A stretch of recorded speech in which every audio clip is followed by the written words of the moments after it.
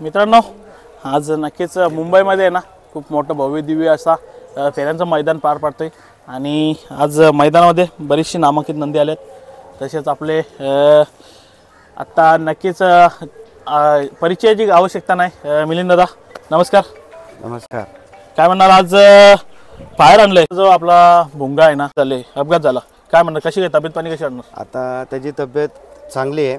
त्याच्यावरती प्रेम करणारे जीवापाड त्याचे सर्व चाहते आणि त्यांच्या सगळ्यांचा आशीर्वाद आहे आणि वरच्या आपला महादेवाचा नंदी आहे म्हणून त्याच्यावरती महादेवाचा आशीर्वाद आहे म्हणून तो आज तुमच्या चाहत्यांच्या मनानुसार तो आता सुखरूप आहे, सुंदर आहे। लवकरच तो जसं आपल्याला डॉक्टरांनी सांगितलं का त्याला एक 15 ते 10 दिवस आराम द्यायचा आहे, ते आराम देऊन नंतर त्याचा 100% मैदानात कमबॅक होणार।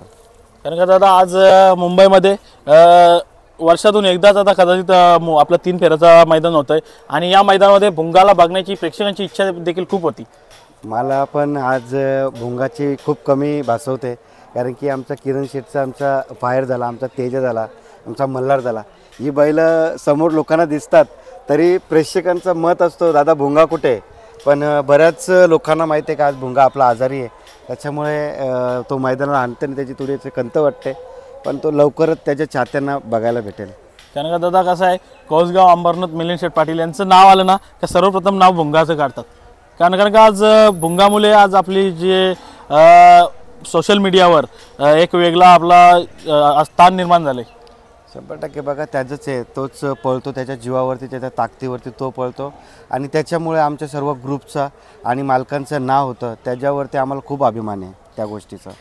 दादा कसं काय असणार आज फेऱ्याच्या मैदानामध्ये, कोणता कोणता आपला नंदी असणार? सर्वप्रथम तर मी महाराष्ट्रातला सायराज आणि त्याची संपूर्ण टीमच करू शकते, कारण की एवढी जागा उपलब्ध करणे, एवढं सगळं मॅनपॉवर आणि एवढं सगळी सिस्टम आणि सुंदर असा जिथून सुरुवात झाला आहे मैदान तिथून सुंदर असं आयोजन चालू आहे, सगळे गट आणि माझा लाडका, मी ज्याचा फॅन आहे जास्त करून, माझा सोन्या आज गटपास झाला। मी आल्याला मी बघितलं का सोन्याही आमचा गटपास झाला आहे। आज मला खूप आनंद वाटतो, कारण की जी नंदी आहेत, बकासूर झाला, सोन्या झाला, ही एक मी त्यांचा चाहता आहे आणि तेही आज पळाला आणि मला बघायला भेटतील, त्याचा मला खूप आनंद आहे।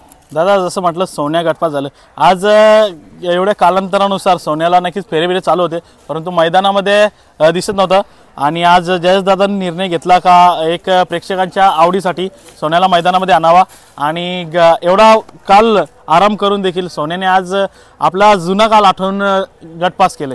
ही जी बैल आहेत ना, ही जिद्दीची आहेत आणि मालकांसाठी आणि त्याच्यावरती प्रेम करणाऱ्या चाहत्यांसाठी पळत असतात आणि ज्या वेळेला ही मैदानात येतात त्यावेळेला ती त्यांचा रंगरूप दाखवतात। त्यांचं वय झालं, हे वयावरती जाऊ नका, ते काही करिश्मा घडू शकतात। नक्कीच दादा। आणि आज आपलं नियोजन कुठलं, फायरचं नियोजन कसं असणार? फायरचं नियोजन आपलेच नातेवाईक आहेत, आगासांचे, त्यांच्याच बैलामध्ये दिलं आहे बबड्या करून आणि आपलं घरचे तिकडचे साज आपला तेजा आणि मल्हार पळणार आहे। 20व्या गटामध्ये ही गाडी पळणार आहे। अजून फायरची अजून चिठ्ठी निघाली नाही, पच्ची चिठ्ठी निघाली तर ती पण चांगली गाडी पळणार, बघण्यासारखी गाडी होईल। दादा नक्कीच आपल्याला ऑल द बेस्ट, कारण का गट झाल्यानंतर पुन्हा भेट देऊ।